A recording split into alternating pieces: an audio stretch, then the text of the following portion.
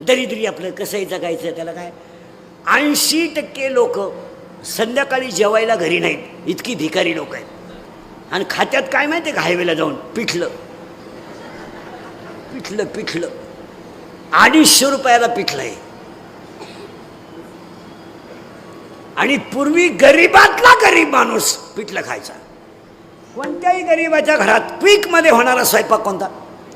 पाहुणा हात धुवून बसेपर्यंत कढईत पाणी ओतायचं, उकळलं की पीठ टाकायचं, थोडं मीठ थोडी मिरची, बसा पिठलं तयार.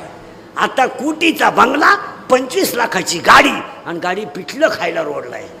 म्हणजे भिकारी कोण आहे याचाच अंदाज येणं. आणि कुटीच्या बंगल्यातला 25 लाखाच्या गाडीत फिरणारा भिकारी काय खायला गेला? पिठलं. आणि नवरा बायकोचं बिल झालं 500 रुपये. कशाचं? बोला ना, कशाचं? पिठल्याचं. आता त्या 500 रुपयाचं जर डाळीचं पीठ आणलं असतं, यांना 1.5 महिना भजे खपले नसते. आणि वाक्य ध्यानात ठेवा, बाहेरचं खाल तर रोगाला बळी पडा.